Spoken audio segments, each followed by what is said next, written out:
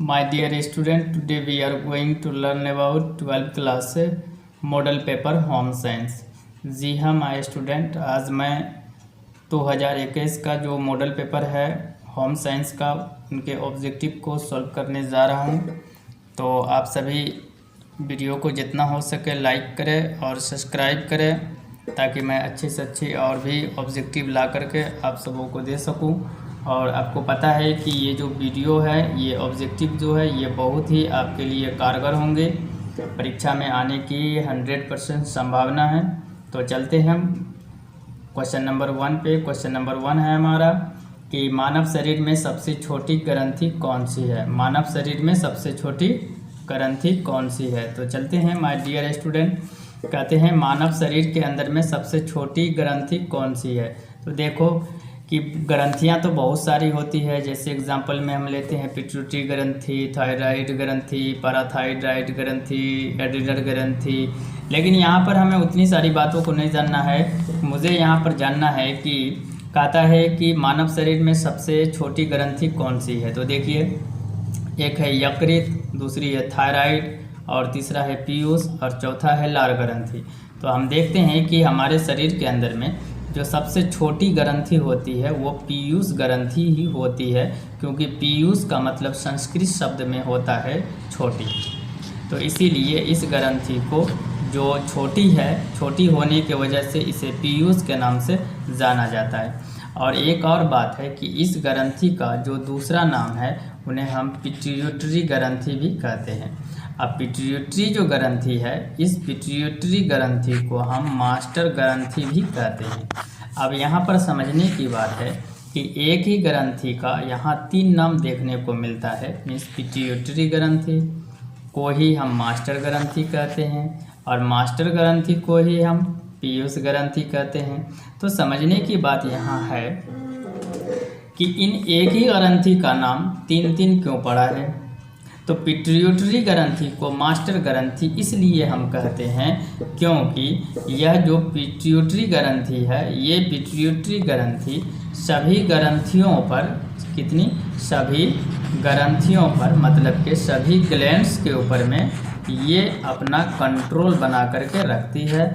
और इसी पिट्यूटरी ग्रंथि के द्वारा ही सभी ग्लैंड्स जो होती है अपने अपने अंदर से हार्मोन रिलीज करती है, जिस कारण इन्हें हम पिट्यूटरी ग्रंथि कहते हैं। और इसी कंट्रोल करने के कारण, मतलब कि जो ये पिट्यूटरी ग्रंथि है, पिट्यूटरी ग्रंथि जो सभी ग्रंथियों के ऊपर में जो कंट्रोल बना करके रखती है, मतलब ये मालिक बन करके जो रहती है, इसीलिए इस मालिक को ही हम मास्टर कहते हैं। और मास्टर का मतलब ये होता है मालिक, इसीलिए हम इसे मास्टर ग्लैंड्स, मतलब कि मास्टर ग्रंथि के भी नाम से जानते हैं।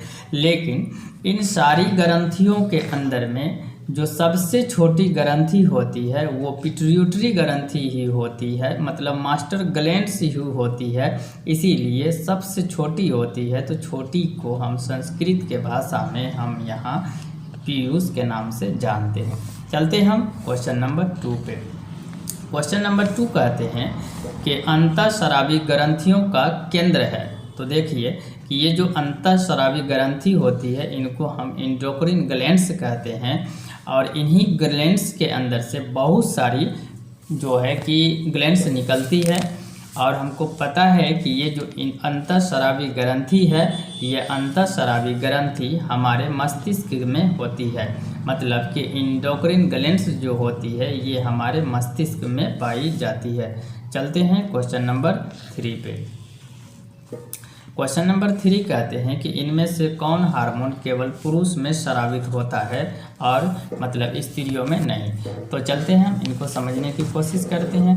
तो देखिए कि यहाँ पर एक ऐसी हार्मोन है, मतलब कि ये 4 जो ऑप्शन दिया हुआ है, इन चारों में कि एक ऐसी हार्मोन है जो सिर्फ पुरुष में पाया जाता है पर महिलाओं में नहीं। और एक ऐसी हार्मोन और भी होंगी जो कि महिलाओं में पाई जाएगी और पुरुषों में नहीं। तो चलते हैं हम बिना वक्त गंवाए हुए हम देखने की कोशिश करते हैं कि क्वेश्चन नंबर 3 का ऑप्शन नंबर डी जो है ये राइट आंसर है। जो हमारा एस्ट्रोजन नामक हार्मोन है, ये एस्ट्रोजन नामक हार्मोन जो होता है ये हमारे पुरुष के अंदर में पाया जाता है।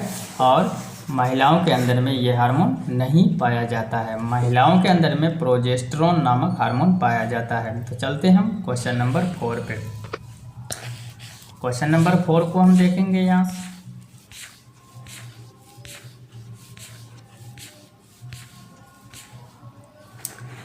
चलिए चलते हैं क्वेश्चन नंबर 4 पे। क्वेश्चन नंबर 4 हमारा कहता है कि अंड ग्रंथि कहा जाता है। बहुत ही इम्पोर्टेंट क्वेश्चन है कि अंड ग्रंथि कहा जाता है। तो देखने की बात यहाँ पर है कि अंड ग्रंथि हम किसे कहेंगे।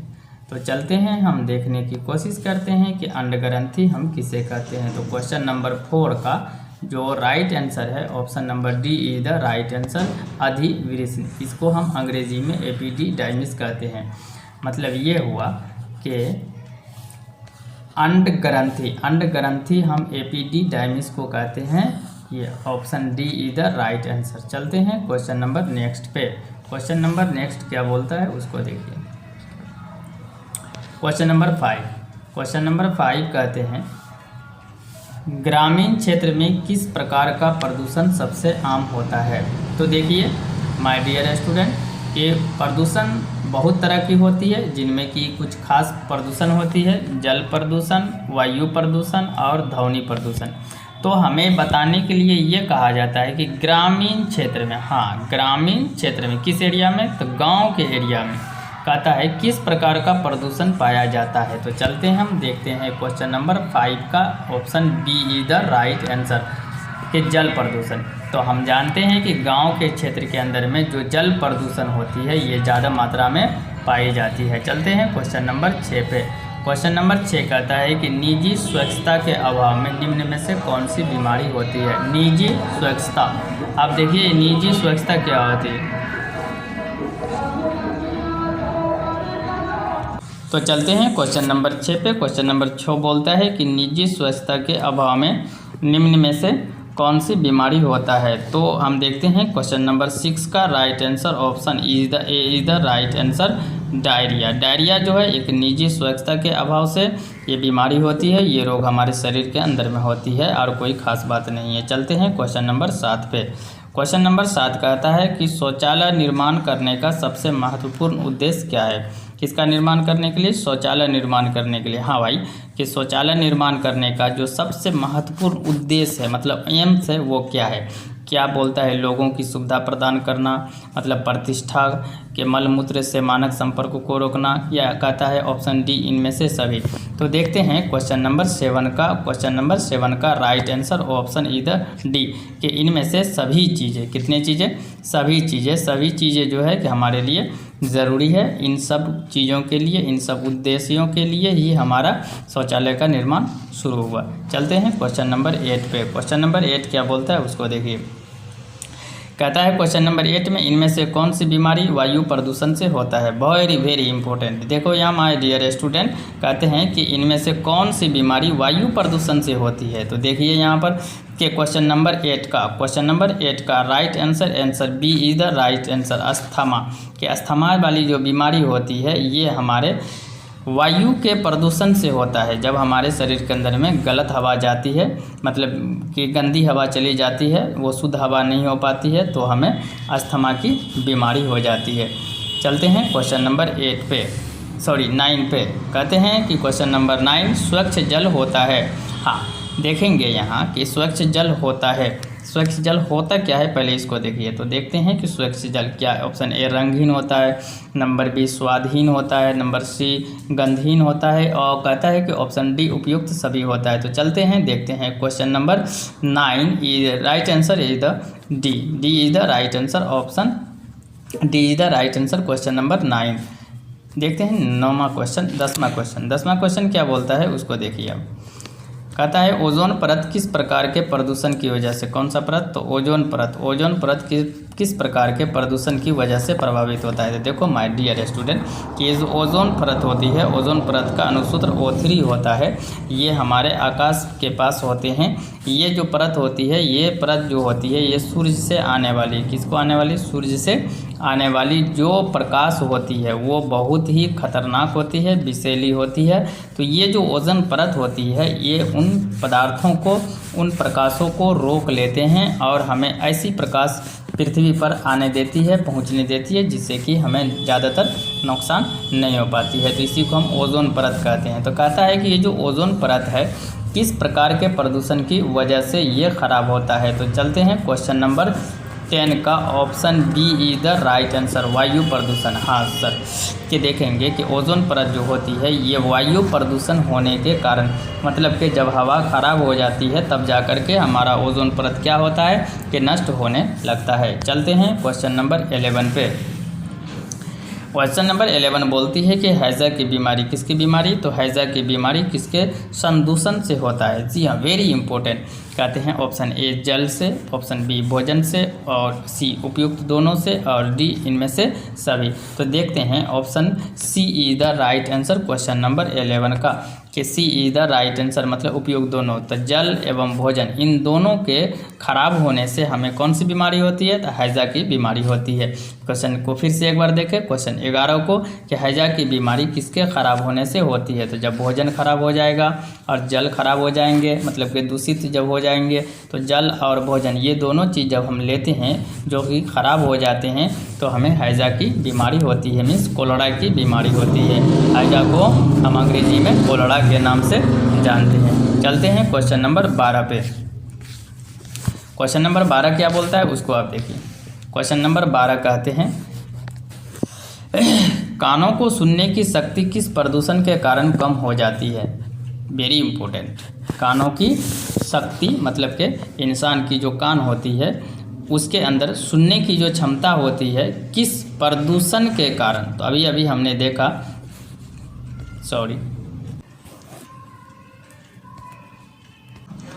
तो देखते हैं कि कहते हैं कि कानों को सुनने की शक्ति किस प्रदूषण के कारण कम हो जाती है। ऑप्शन ए वायु प्रदूषण के कारण, ऑप्शन बी ध्वनि प्रदूषण के कारण, ऑप्शन सी मिट्टी प्रदूषण के कारण और ऑप्शन डी जल प्रदूषण के कारण। तो देखते हैं my dear student question number 12 का right answer is the B is the right answer. कि क्वेश्चन नंबर 12 का जो राइट आंसर होगा वो बी होगा, ध्वनि प्रदूषण। ध्वनि प्रदूषण से क्या होगा, तो हमारे कान की सुनने की जो शक्ति होंगी मतलब ताकत होंगी वो ख़त्म हो जाएंगी। तो चलते हैं हम क्वेश्चन नंबर 13 पे। 13 क्या बोलता है उसको देखिए। कहता है गोल कृमि राउंड वर्म रोग किसके कारण होता है। तो देखते हैं कि क्वेश्चन नंबर 13 का right answer option A C is the right answer. चलते हैं क्वेश्चन नंबर 14 पे। क्वेश्चन नंबर 14 क्या बोलता है, निम्न में से कौन भोजन को पौष्टिक तत्वों से समृद्ध बनाने में काम करता है। तो देखते हैं कि क्वेश्चन नंबर 14 का option D is the right answer, कि इनमें से सभी चीज़ मिश्रित और खमीरीकरण, अंकुरीकरण, ये सारे जो है ना ये पौष्टिक भोजन जो है ये इस सब काम में आते हैं। चलते हैं क्वेश्चन नंबर 15 पे। क्वेश्चन नंबर 15 क्या बोलता है उसको आप देखिए। क्वेश्चन नंबर 15 कहते हैं कि इनमें से कौन ऊर्जा शक्ति देने वाला पोषक तत्व नहीं है। तो माय डियर स्टूडेंट कहते हैं इनमें से कौन ऊर्जा मतलब कि शक्ति ताकत देने वाला पोषक तत्व नहीं है। क्या कार्बोहाइड्रेट नहीं है, वसा नहीं है और सी प्रोटीन नहीं है, ऑप्शन डी खनिज लवण नहीं है। तो हम चलते हैं क्वेश्चन नंबर 15 का देखते हैं कि D is the right answer question number 15 के 15 का जो राइट आंसर है खनिज लवण। खनिज लवण जो होता है ये हमारे शरीर को शक्ति नहीं देती है, जबकि हम जानते हैं कि कार्बोहाइड्रेट जो होती है ये हमारे शरीर को ग्लूकोज में टूट करके ये कार्बोहाइड्रेट ग्लूकोज बनाती है और ग्लूकोज जब ये हमारे शरीर के अंदर में टूटती है तो ये आगे जाके हमारे शरीर के अंदर में ऑक्सीजन से मिल करके ये एनर्जी बनाती है, मतलब कि ऊर्जा बनाती है और ताकत हमें मिल जाती है। चलते हैं क्वेश्चन नंबर 16 पे। क्वेश्चन नंबर 16 क्या कहता है उसको देखिए। क्वेश्चन नंबर 16 कहते हैं कि एक मार्क किन पदार्थों का गुणवत्ता एवं शुद्धता तय करता है। वेरी इंपॉर्टेंट क्वेश्चन है कि एगमार्क जो होती है मतलब कि एक चिन्ह होती है, ये किन चीज़ों के गुणवत्ता मतलब किसकी प्रॉपर्टी के बारे में और शुद्धता प्योरिटी के बारे में बताती है। तो चलते हैं क्वेश्चन नंबर 16 का option C is the right answer कृषि पदार्थ के लिए। हाँ, जब हम देखते हैं कि कभी भी खाद बीज वगैरह खरीदते हैं तो हम वहाँ पर एगमार्क देख करके लिख लेते हैं कि ये कौन सी एगमार्क की है, एक तरह का ये मुहर हुआ पहचान होती है। तो ज़्यादातर हम देखते हैं कि ये कृषि पदार्थों के ऊपर में ही लगा हुआ रहता है, इसीलिए हम देखेंगे कि एगमार्क जो होता है वह किस गुणवत्ता और शुद्धता की पहचान बताती है, तो कृषि पदार्थों की बताती है ये किस प्रकार की फसल है। चलते हैं क्वेश्चन नंबर 16 पे। क्वेश्चन नंबर 16 क्या कहता है? क्वेश्चन नंबर 16 कहता है कि एक उपभोक्ता प्रभावपूर्ण खरीदारी हेतु सहायता प्राप्त कर सकता है। देखिए, एक उपभोक्ता है मतलब कि कंज्यूमर है, ये प्रभावपूर्ण खरीदारी मतलब कि ऐसी खरीदारी हो जिसमें कि किसी प्रकार की उसे तकलीफ नहीं हो, दिक्कत नहीं हो और वो अपने विचार से अपने हिसाब से वो खरीद सकता है और सब सारी बात को उसके अंदर में सूझबूझ भी हो, सब बात को समझते हुए वो खरीद सकता है। तो किन किन चीज़ों पर उन्हें मदद मिलती है, किन किन चीज़ों से, ताकि वो अच्छी से प्रभावपूर्ण खरीदारी कर सके। तो पहला है विज्ञापन के द्वारा, दूसरा है अन्य व्यक्तियों के अनुभव के द्वारा और तीसरा है निजी अनुभव द्वारा। देखिए कि यहाँ पर कहता है कि कोई भी उपभोक्ता जो होती है, कंज्यूमर जो होते हैं, तो प्रभावी मतलब कि ख़रीदारी हम उनको कहते हैं कि जिस खरीदारी के अंदर में जो ग्राहक होते हैं उनको चाहते हैं, उन चीज़ों को पसंद करते हैं, उसी को हम प्रभावी ख़रीदारी के नाम से जानते हैं। तो हम देखते हैं कि जब कोई विज्ञापन के द्वारा कोई एड्स वगैरह निकलते हैं कि ये फसल लीजिए, ये बीज लीजिए, ये आपको अच्छा उपजेगा, अच्छी इसमें फसल होगी, या किसी व्यक्तियों के अनुभव के द्वारा तो देखते हैं कि बहुत सारे लोग फसल करते हैं, उनमें किसी के द्वारा ये पता चल गया कि ये जो फसल होती है बहुत अच्छी उपज होती है, या इसके द्वारा, या निजी अनुभव मतलब कि खुद पर विश्वास हो और ख़ुद उसको जानने वाले हो, खुद को उसकी ज्ञान हो कि ये जो फसल होते हैं या ये जो चीज़ है, ये जो पौधे हैं, ये सब सारे जो है कि अच्छे होते हैं, तो जा कर के हम उसको ख़रीदते हैं। तो इसीलिए हम देखते हैं कि ऑप्शन ए, बी और सी मतलब कि इनका जो 17 नंबर का क्वेश्चन जो होगा option D is the right answer, इनमें से सभी मतलब कि ये सारे चीज़ों को जब एक उपभोक्ता देखता है तब जा कर के वो किसी भी वस्तु का प्रभावपूर्ण खरीदारी कर सकता है। चलते हैं क्वेश्चन नंबर 18 पे।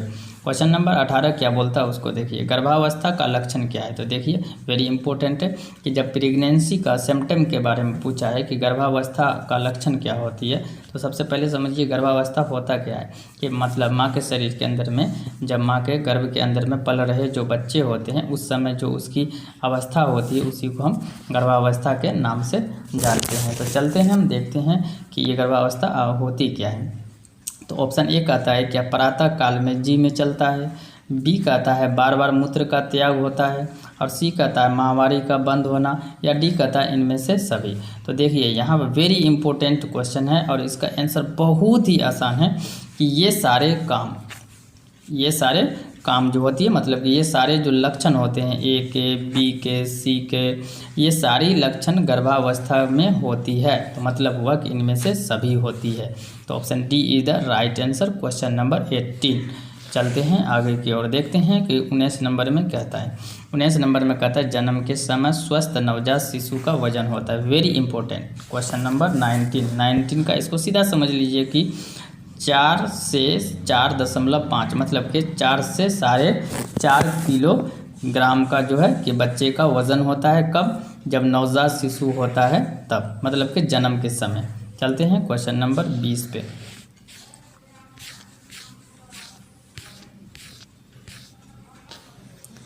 क्वेश्चन नंबर 20 पर हम देखेंगे क्या बोलता है। क्वेश्चन नंबर 20 बोलता है नवजात शिशु को 48 घंटे के अंदर कौन सा टीका लगाया जा सकता है। तो देखो माय डियर स्टूडेंट के टीके यहाँ पर बहुत से तरह के हैं। डीपीटी है, बीसीजी है और पोलियो का है, एमएमआर है। तो इससे पहले मैंने इन सब चीज़ों को बता दिया है कि डीपीटी टीका किस में लगाते हैं, बीसीजी टीका किस में लगाते हैं, पोलियो के टीका किस में लगाते हैं और एमएमआर किस में हम लगाते हैं। तो चलते हैं, हम देखते हैं क्वेश्चन नंबर 20 का right answer option A is the right answer. Option A is the right answer, DPT P और T, इसका टीका हम बच्चों को 48 घंटे के अंदर में लगाते हैं। मतलब जब शिशु बच्चे जन्म लेते हैं तो हम 48 घंटे के अंदर में हम DPT का टीका लगवाते हैं। चलते हैं क्वेश्चन नंबर 21 पे। क्वेश्चन नंबर 21 बोलता है कि माँ के स्तन से निकलने वाला पहला दूध क्या कहलाता है। वेरी इंपॉर्टेंट क्वेश्चन, और वेरी इंपॉर्टेंट है भी हमारे माँ के लिए और बच्चों के शरीर के लिए। कहता है माँ के स्तन से निकलने वाला पहला दूध क्या कहलाता है। तो जब माँ के शरीर से बच्चे जन्म लेते हैं और उस समय में माँ के स्तन से जो मिल्क निकलते हैं, दुग्ध निकलते हैं, वो जो दूध होता है उसको हम क्या कहते हैं। क्या विटामिन कहते हैं, कि प्रोटीन कहते हैं, कि कैल्शियम कहते हैं, कि कोलेस्ट्रम कहते हैं। तो चलते हैं हम देखते हैं क्वेश्चन नंबर 21 का option D is the right answer. Colostrum कहते हैं। और ये कोलेस्ट्रम जो होती है, ये कोलेस्ट्रम ये हमारे बच्चों के लिए बहुत ही लाभदायक होती है, इसीलिए इस दूध को बच्चे को पिलाना चाहिए। इस दूध के पीने से बच्चों के शरीर के अंदर में रोग प्रतिरोधक क्षमता, कौन सी क्षमता, रोग प्रतिरोधक क्षमता, प्रतिरोधक क्षमता, ये रोग प्रतिरोधक क्षमता जो है उत्पन्न हो जाती है।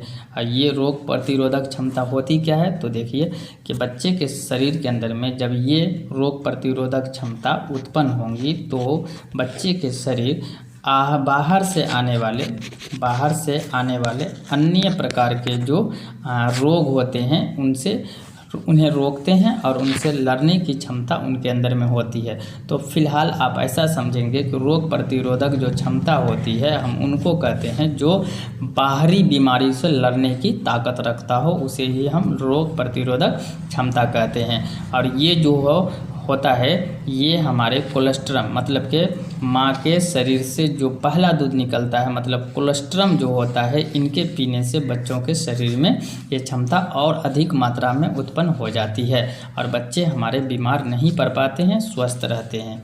चलते हैं क्वेश्चन नंबर 22 पे। क्वेश्चन नंबर 22 बोलता है महिलाओं को प्रोटीन की अधिक आवश्यकता क्यों होती है। तो हम चलते हैं देखते हैं महिलाओं को प्रोटीन की अधिक आवश्यकता क्यों होती है। तो महिलाओं को प्रोटीन की अधिक आवश्यकता इसलिए होती है, क्योंकि वो बाल्यावस्था में होती है, ऑप्शन बी किशोरावस्था में होती है, ऑप्शन सी गर्भावस्था में होती है और ऑप्शन डी वृद्धावस्था में होती है। तो चलते हैं क्वेश्चन नंबर 20 सी का right answer option C is the right answer question number 22 का, कि गर्भावस्था में जब माँ रहती है तो उसको प्रोटीन की आवश्यकता अधिक होती है। चलते हैं क्वेश्चन नंबर 23 पे। क्वेश्चन नंबर 23 क्या बोलता है कि निर्जलीकरण होने पर बच्चों को क्या पिलाया जाता है। तो चलते हैं हम देखते हैं कि निर्जलीकरण होता क्या है। निर्जलीकरण वो होता है जैसे कि बच्चों को दस्त होना, पेट बहुत काफ़ी झड़ जाना, पेचिश के तरह होना, इन चीज़ों को निर्जलीकरण के नाम से हम जानते हैं। तो चलते हैं देखते हैं क्वेश्चन नंबर 23 का option A is the right answer. ORS का घोल। तो देखते होंगे कि आप मेडिसिन के दुकान के अंदर में ORS का घोल मिलता है। ORS का ये ORS का जो घोल होता है ये बच्चों को दिया जाता है और बच्चों के साथ साथ ये पुरुष को भी, जो वयस्क होते हैं उन पुरुषों को भी दिया जाता है, वयस्कों के लिए भी होता है, ताकि जो निर्जलीकरण होती है उसको ये दूर कर देती है। तो चलते हैं आगे की ओर क्वेश्चन नंबर 24 पे। चलते हैं प्राथमिक रंग कितने प्रकार के होते हैं। तो देखिए ये जो प्राथमिक रंग होते हैं इन्हें प्राइमरी कलर के नाम से जानते हैं, इसीलिए कहा how many types of primary colours are there. कहते हैं कि प्राइमरी रंग जो होते हैं ये कितने प्रकार के होते हैं। तो चलते हैं क्वेश्चन नंबर 24 का right answer option A is the right answer, कि ये 3 रंग के होते हैं। अब 3 रंग के जो होते हैं ये कौन कौन से रंग होते हैं ये मैंने आपको पहले बता दिया हूँ। चलता हूँ क्वेश्चन नंबर 24 पे। क्वेश्चन नंबर 24 बोलता है आंतरिक सज्जा नहीं की जा सकती है। तो चलते हैं क्वेश्चन नंबर 25 का option D is the right answer, सार्वजनिक स्थल पर। चलते हैं क्वेश्चन नंबर 26 पे। क्वेश्चन नंबर 26 क्या बोलता है गृह सज्जा में मुख्य साधन कौन कौन से हैं। तो देखिए क्वेश्चन नंबर 26 का right answer option D is the right answer, मतलब कि ये पर्दे में भी किया जाता है, फर्नीचर में भी किया जाता है और सजावट की वस्तु के लिए भी गृह सज्जा का साधन होता है। चलते हैं क्वेश्चन नंबर 7 में। क्वेश्चन नंबर 7 में कहते हैं कला के तत्व है, वेरी इंपॉर्टेंट, कला के तत्व हैं। क्वेश्चन नंबर 27 का option D is the right answer, D is the right answer, के कला के जो तत्व होते हैं वो रेखा भी होते हैं, आकृति भी होती है, रंग भी होती है, मतलब कि इनमें से सभी होती है। इसीलिए क्वेश्चन नंबर 27 का right answer option D is the right answer. चलते हैं क्वेश्चन नंबर 28 पे। 28 बोलता है इनमें से कौन मुद्रित आय नहीं होती है। तो देखिए यहाँ आय अनेक अनेक प्रकार की होती है, लेकिन हमें यहाँ पर देखना है कि मौद्रिक आय जो होती है ये क्या होती है। तो मौद्रिक आय जो होती है हम कहेंगे कि इनमें से सभी होती है जो कि मौद्रिक आय कहलाती है। तो चलते हैं क्वेश्चन नंबर 28 का right answer option D is the right answer. इनमें से सभी आय को हम मौद्रिक आय के नाम से जानते हैं। जो वेतन है, पेंशन है या किराया है, ये सारे जो है मौद्रिक आय के अंतर्गत आते हैं। चलते हैं क्वेश्चन नंबर 29 पर। क्वेश्चन नंबर 29 कहती है बचत जरूरी है। बचत ज़रूरी है क्योंकि क्यों ज़रूरी है बचत हमारे लिए। तो चलते हैं देखते हैं इसका right answer option D is the right answer. बचत इसलिए ज़रूरी है हमें, यह कि सत्कालीन पूंजी है, ये बाद में भी हमें काम आने वाली है। वृद्धावस्था मतलब जब हम बूढ़े हो जाएंगे तो जमा करने वाली जो हमारी राशि होती है, जिनको अभी से हम जमा कर रहे हैं, ये पूंजी निकाल करके हम बुढ़ापा में भी खा सकते हैं। और किसी प्रकार की जब संकट होती है तो ये संकट काल के अंदर में भी हमें क्या करती है, मतलब कि ज़रूरत को पूरा करती है और परिवार की आवश्यकताओं को भी पूरा करती है। तो मिला जुला करके इसका D is the right answer, मतलब कि ये सभी काम संकट के काल में यह काम आती है। बचत जमा की हुई पैसा, बूढ़े हो जाए